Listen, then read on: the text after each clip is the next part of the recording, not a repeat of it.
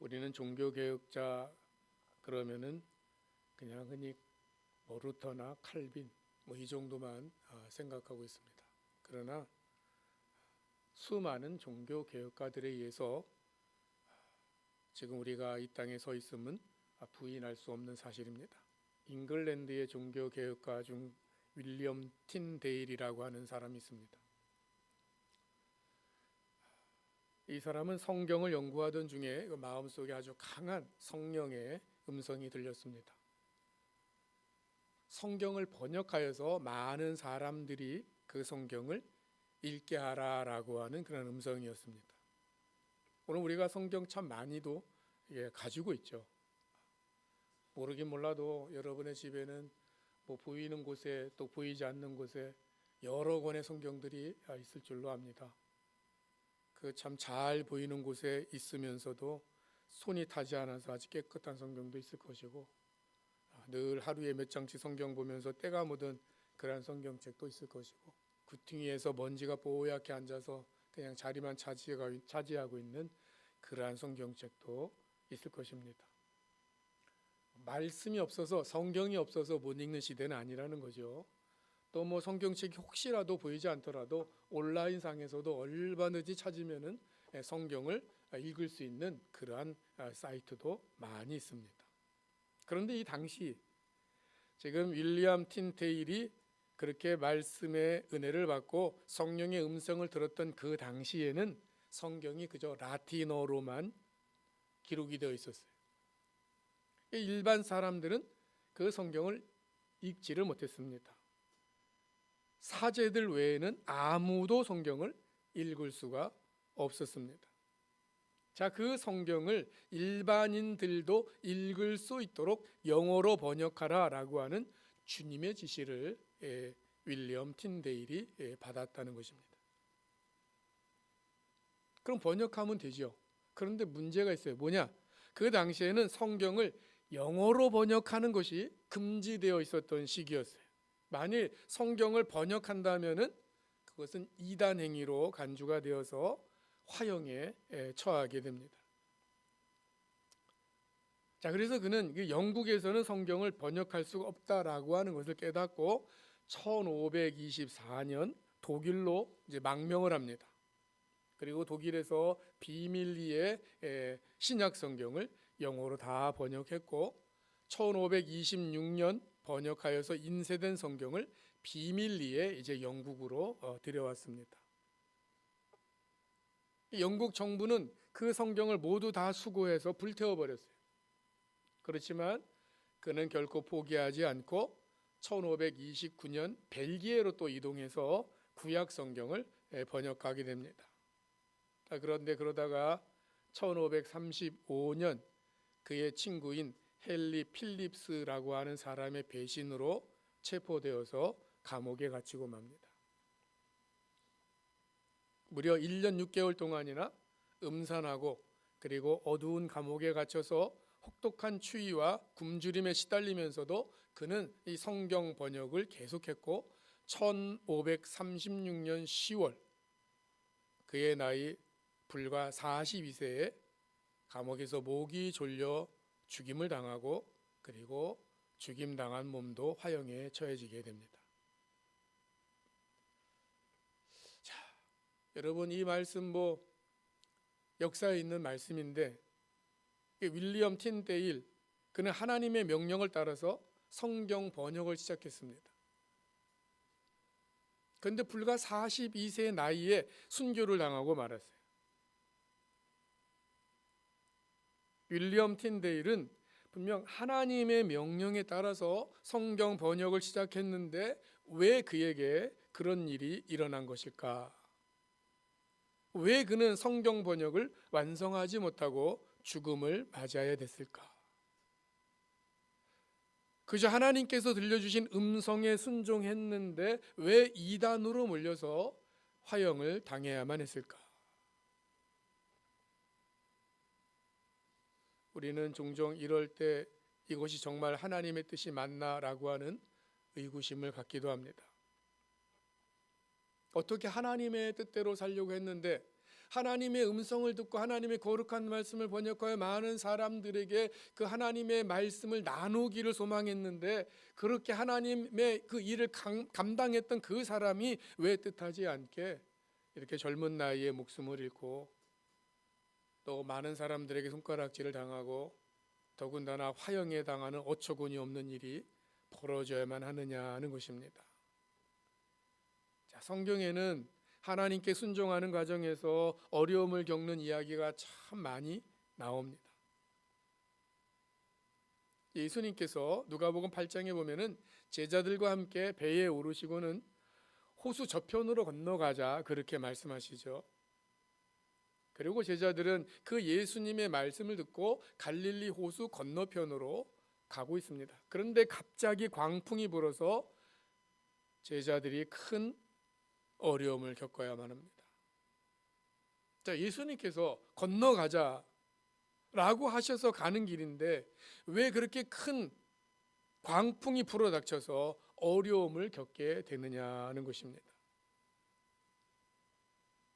또 사도행전 16장에도 사도 바울이 2차 전도 여행 중에서 아시아에서 복음을 전하는데 길이 자꾸만 막히는 경험을 합니다. 그러다가 마게도냐로 건너와서 우리를 도우라라고 하는 환상을 보게 되고, 그게 자신을 아시아가 아닌 유럽으로 인도하시는 하나님의 사인임을 안 사도 바울은 즉시 마게도냐로 건너가죠. 자, 근데 여러분, 그 마게도냐로 건너가서 처음 복음을 전한 이 빌립보에서 귀신 들린 여인을 고쳐주었다는 것 때문에 사도 바울은 심하게 채찍질을 당한 후에 감옥에 갇힙니다. 주님의 말씀을 전해 복음을 전합니다. 그리고 귀신 들려서 어려움을 당하는 그 불쌍한 여인을 귀신을 내어 쫓아요. 얼마나 귀하고 선한 일입니까? 그런데 그럼에도 불구하고 매질을 당하고 감옥에 갇히는 신세가 되고 맙니다. 주님이 환상을 통해서 가라고 하셔서 갔는데 왜 그런 순환을 겪어야 하는 것이냐는 것이에요. 주님이 가라고 하셨으면 끝까지 주님이 인도하셔서 평안하고 그리고 날마다 기쁨을 누리고 행복한 삶을 살아야 되는 것이 아니겠느냐는 것입니다. 이건 예수님의 제자들이나 사도 바울만 겪는 일이 아니에요. 오늘 우리에게도 종종 하나님의 선하신 뜻임을 알기 때문에 순종했는데 뜻하지 않는 어려움을 겪게 됩니다. 그럴 때 우리는 이런 의문이 듭니다. 하나님, 왜 내가 이런 일을 겪어야 합니까? 이것이 진정 하나님의 뜻이 맞습니까? 하나님께서 우리를 인도하시는 것이 맞습니까? 그렇게 생각합니다. 이렇게 말씀드리는 저도 끊임없이 그 질문을 되뇌이면서 삶을 돌아봅니다. 여러분, 오늘 우리가 신앙생활하면서 착각하기 쉬운 것 가운데 하나는 하나님의 뜻대로 살면 늘 좋은 일만 있을 것이다 라고 하고 생각하는 것이에요. 우리가 좋아하는 표현으로 모든 것이 형통하고 범사에 잘 될 것이라고 하는 그러한 기대를 하는 것입니다. 그런데 정말 그렇던가요? 믿음으로 산다는 것이 형통하고 그리고 범사가 잘 되는 그러한 보증이 되는 것입니까? 자, 오늘 본문은 그런 의문에서 시작이 됩니다. 400년 동안이나 종살이하던 그 애굽 땅에서 나온 이스라엘 백성들은 하나님의 인도하심으로 광야 생활을 시작하게 됩니다. 출애굽기 13장 22절에 의하면은 이스라엘 백성들은 홍해를 건너기 전부터 낮에는 구름 기둥, 밤에는 불 기둥의 인도를 받고 있었습니다.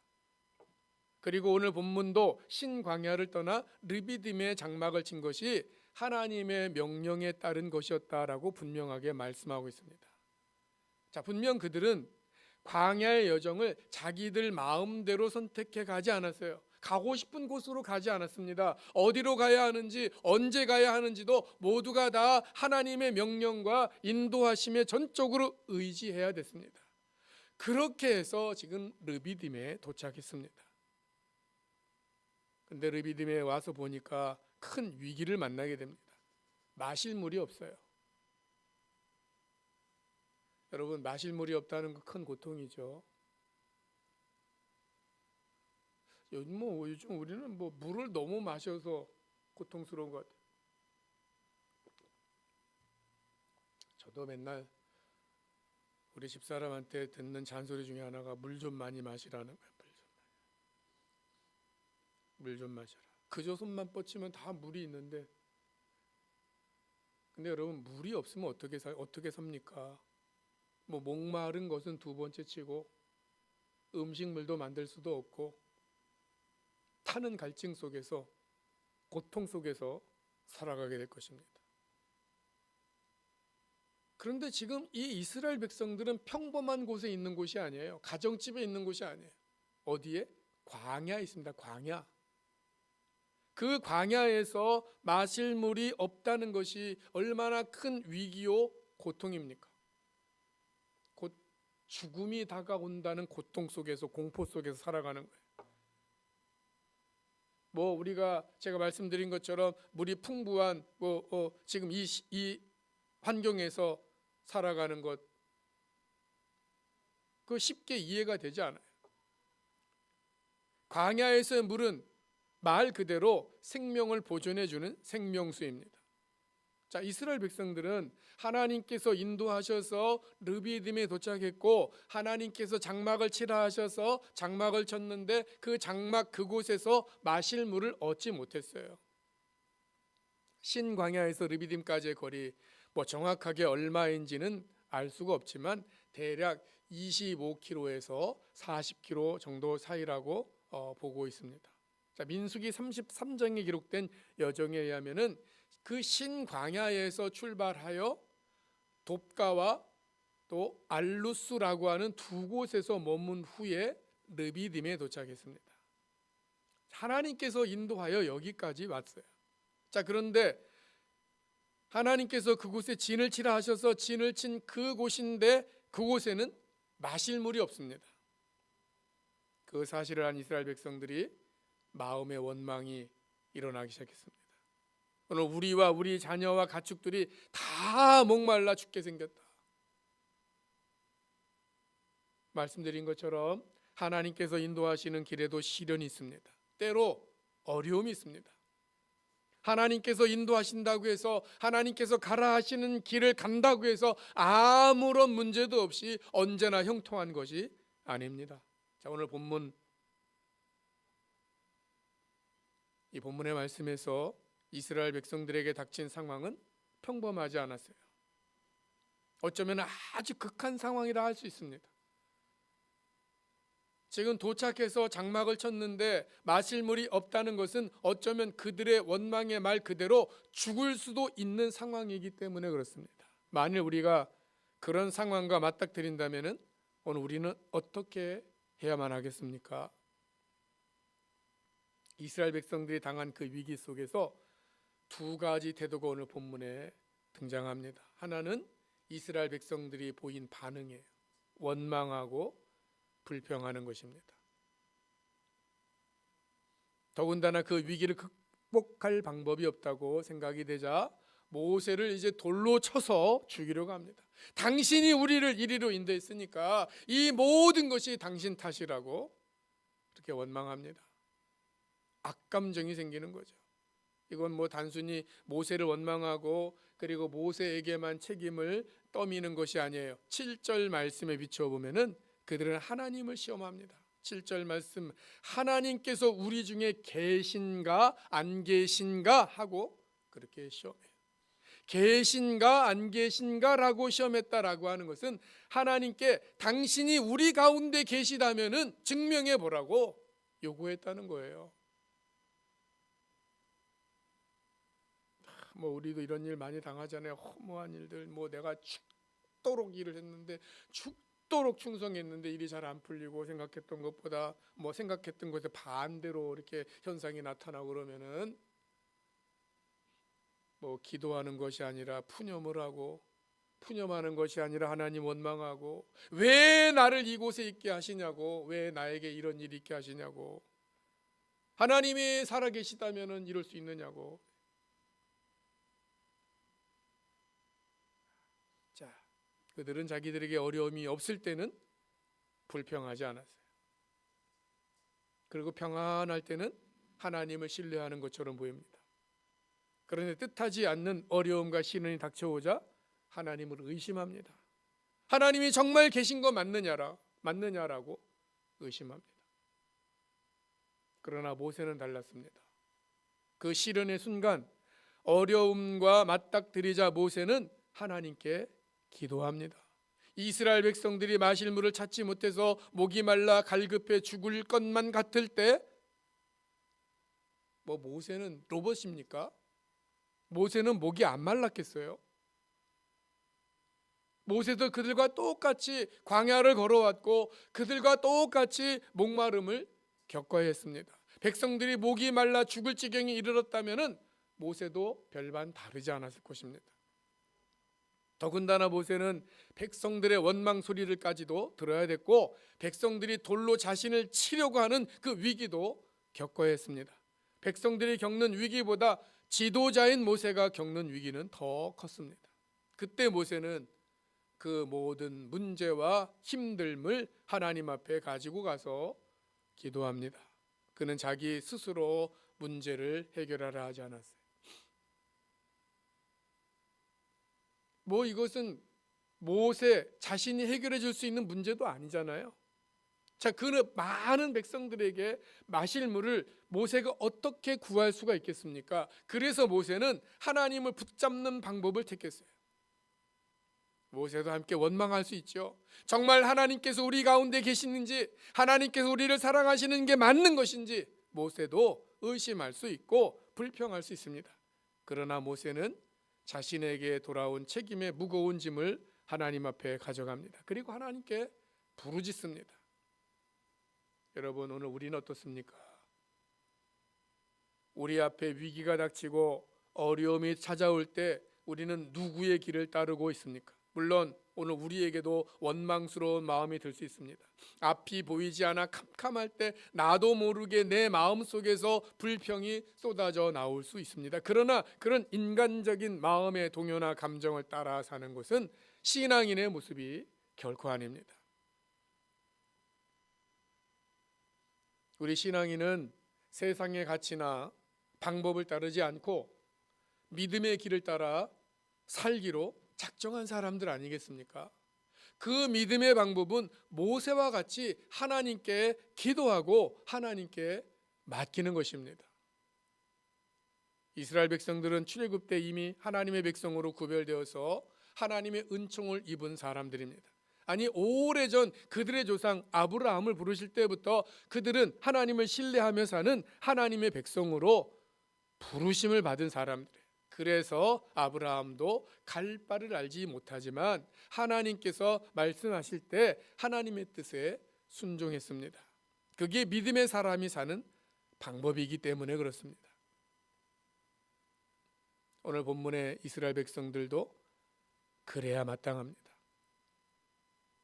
비록 눈앞에 어려움이 있고 뜻하지 않는 시련이 닥쳤다 하더라도 불평하고 원망하며 심지어 하나님을 시험하는 그런 불신앙의 자리에 서지 말아야 합니다. 어려울 때일수록 시련의 때일수록 하나님께 기도하고 하나님의 도우심을 구해야 합니다. 그런데 그들은 세상 사람들이 하는 방법을 그대로 따라합니다. 원망하고 불평하는 것입니다. 우리도 그렇지 않습니까? 평안할 때는 그러지 않는데 갑자기 어려움을 겪거나 또 내가 이해하지 못하는 상황에 놓였을 때 모세처럼 기도하기보다는 이스라엘 백성들처럼 원망부터 합니다. 왜 하나님께서 우리를 여기로 인도하셨는지, 왜 우리에게 이런 시련을 주셨는지 하나님께 묻기도 전에 원망합니다.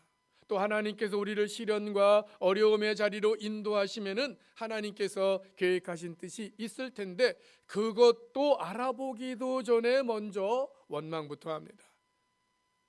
내가 불편하니까, 내가 힘드니까, 죽을 것만 같으니까, 이스라엘 백성들이 원망하자 하나님께서는 모세에게 해야 할 일을 말씀하시죠. 먼저 지팡이를 손에 잡고 백성 앞을 지나가라. 지팡이를 짚고 지나가라. 왜 하나님께서 지팡이를 손에 잡고 가라고 말씀하셨을까요? 자, 오늘 본문에 그 지팡이는 어떤 지팡이냐? 나일강을 치던 지팡이라고 말씀합니다. 나일강을 치던 지팡이, 이것은 단순히 나일강에서 기적을 베푸신 지팡이라고 하는 의미만 있는 것이 아니고 이스라엘 백성들은 그 지팡이가 하나님께서 기적을 행하셨던 지팡이라는 사실을 잘 알고 있습니다. 그 지팡이로 나일강을 칠 때 나일강물이 피로 변했습니다. 그 지팡이를 나일강물 위로 펼칠 때 나일강에 있던 개구리들이 올라와서 온 천지를 덮어버렸습니다. 그리고 그 지팡이로 땅을 칠 때 땅의 티끌이 이가 되어서 애굽의 온 백성을 괴롭게 만들었습니다. 그것만이 아닙니다. 출애굽한 이스라엘 백성들이 홍해 앞에서 두려움에 떨 때 모세가 그 지팡이를 들어서 바다 위로 내밀 때 홍해 바다가 갈라졌습니다. 이스라엘 백성들이 모두 다 홍해를 건넌 후에는 모세가 지팡이를 잡고 있던 손을 바다 위로 내밀 때 멈추어 섰던 바닷물이 다시 합해지면서 뒤쫓아오던 애굽의 군사들이 모두 홍해에 빠져 죽고 말았습니다. 그 지팡이는 지금까지 출애굽 과정에서 하나님의 능력을 나타낸 징표입니다. 아무리 힘든 상황이라 하더라도 하나님께서 역사하시면 안 될 일이 없고 풀지 못할 일이 없다는 사실을 보여주는 징표입니다.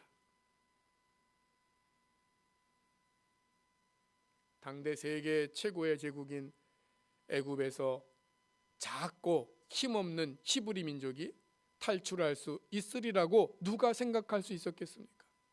아무도 상상할 수 없는 일이었어요. 자, 그런데 하나님께서 그 지팡이를 통해서 당신의 능력을 보여주심으로 불가능한 일을 행하셨어요. 홍해가 앞을 가로막고 뒤에서는 애굽의 정예부대가 뒤쫓아올 때 이스라엘 백성들은 도간에 든 쥐처럼 꼼짝없이 죽게 되었다고 아우성을 쳤어요. 그런데 하나님께서 그 지팡이를 통해서 홍해를 가르심으로 이스라엘을 구원하셨습니다. 꼼짝없이 죽게 될 그 상황에서 건지심을 받았어요. 모세가 그 지팡이를 손에 잡고 백성 앞에 지나서 갑니다. 모세가 지팡이를 손에 잡고 당당하게 그들 앞을 지나갈 때 이스라엘 백성들은 어떤 생각을 했겠습니까? 그 지팡이를 보면서 뭔가 생각하지 않았겠어요? 지나온 시간, 하나님의 능력과 은혜가 임했던 그 순간들을 그들이 생각하지 않았겠습니까? 그것만이 아닙니다. 하나님께서는 지팡이를 잡고 백성들 앞을 지나갈 때 이스라엘의 장로들을 데리고 가라고 말씀하셔요. 자, 왜 장로들을 데리고 가라 하신 것일까? 그들이 증인이기 때문에, 하나님께서 행하신 놀라운 일들을 가까이에서 친히 본 장본인들이기 때문에 그 증인들을 앞세우고 가라는 것입니다. 그리고 반석을 치라고 말씀하십니다. 그 반석 위에 하나님께서 친히 서 계시겠다고 말씀하시면서 반석을 치라. 반석을 쳐서 물을 내게 하는 것은 지팡이가 아니에요. 하나님께서 하시는 일이에요. 모세는 하나님께서 명령하신 그 말씀대로 행했습니다. 그리고 오늘 본문은 그 반석에서 물이 나와서 백성들이 실컷 마셨다, 그런 표현이 없어요. 여러분, 모세가 하나님의 말씀을 따라서 반석을 칩니다. 그때 물이 나왔을까요? 안 나왔을까요? 나왔겠습니까? 안 나왔겠습니까? 그 후에 이스라엘 백성 중에 목이 말라 죽은 사람이 있었다라고 하는 표현이 없는 것으로 보아 분명히 그 반석에서 물이 나왔을 것입니다. 자, 그런데 오늘 본문에는 그 기록이 없습니다. 반석을 친 결과 물이 나왔는지에 대해서는 전혀 관심이 없어요. 왜 그렇습니까? 저 온통 사람들은 그 반석에서 물이 나오느냐 안 나오느냐, 그 물을 통해서 내 갈증을 해결할 수 있느냐 없느냐, 거기에 관심을 갖고 있었는데 하나님의 관심은 그것이 아니기 때문이에요. 하나님의 관심은 백성들의 태도입니다. 하나님께서는 어려움을 당할 때, 갑작스럽게 시련을 만났을 때 그들이 어떤 믿음을 갖고 그때를 이겨내느냐 하는 것에 관심을 가지신다는 것입니다. 여러분, 이스라엘 백성들이 광야를 지나 르비딤에 와서 이제 장막을 쳤는데 그 르비딤은 안식처예요. 르비딤이라고 하는 지명의 뜻은 안식처, 평야, 쉬는 곳, 그러한 뜻입니다. 자, 하나님께서 그들을 르비딤으로 이끄시고 그곳에 장막을 치게 하신 것은 안식하며 쉬라는 사인이에요. 우리가 하나님의 인도하심을 따라 걸어온 그 삶의 자리에 때로 부족함이 있을 수 있습니다. 어려움도 있고 시련이 따를 수도 있습니다. 그러나 하나님께서는 우리의 삶의 자리에서 하나님을 기억하고 평안히 안식하며 쉬기를 원하십니다. 부족함이 있다 하더라도 그렇게 하기를 원하십니다. 그런데 부족함 때문에 불평하고 원망한다면은 그 자리는 결코 안식과 쉼의 자리가 되지 못합니다. 오늘 본문 7절의 말씀에 보면은 그 안식의 처소인 그 르비딤이 더 이상 이제 르비딤이 아니라 다툼의 자리인 무리바가 되고 하나님을 시험하는 마사가 되었다고 가르쳐 주고 있습니다.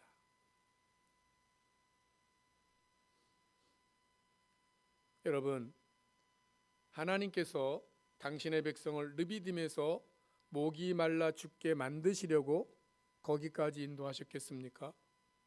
애굽 땅에서 노예로 살던 그들을 탈출시킨 이유는 가나안 땅까지 인도하시기 위해서예요. 그 과정에서 모든 일을 겪을 수 있습니다. 아니, 하나님께서 힘든 과정을 겪게 하십니다. 왜? 당신의 사랑하는 백성에게 힘든 과정, 그 과정을 통해서 성장하도록 하기 위해서입니다. 광야 훈련을 통해서 성장해지도록 하기 위해서입니다. 어려움을 통해서 하나님을 신뢰하고 하나님께서 자신들을 사랑하신다는 사실을 경험하도록 하기 위해서입니다. 오늘 우리에게도 마찬가지입니다.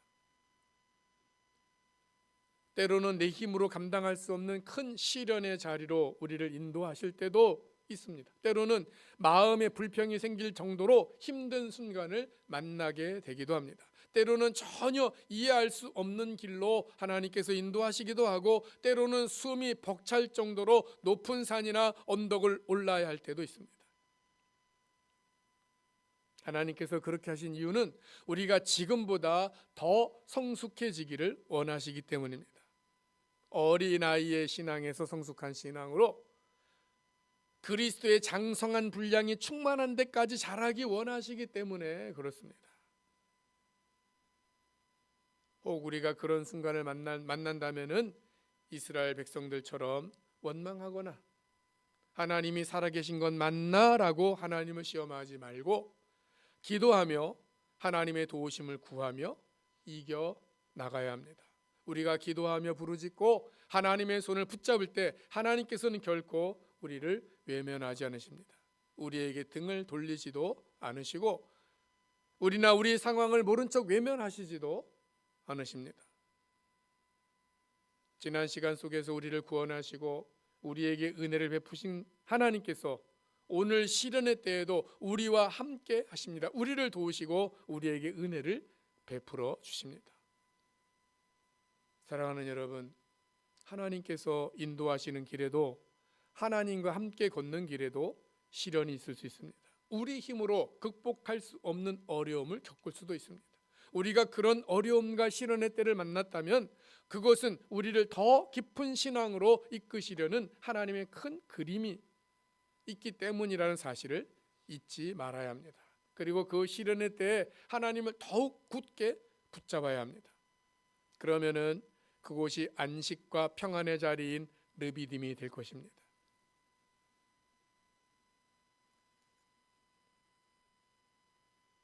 하나님의 부르심에는 결코 실수가 없습니다. 우리가 이해할 수 없고 우리가 다 깨닫지 못하는 크신 뜻이 있습니다. 그러기 때문에 우리는 가장 좋은 길로 인도하심을 믿고 불평하거나 마음에 동요하지 말고 잠잠히 하나님께서 마음에 행하실 일을 기다려야 되는 것입니다. 지금까지도 그러신 것처럼 앞으로도 가장 좋은 길로 인도하실 것이 확실하기 때문에 그렇습니다.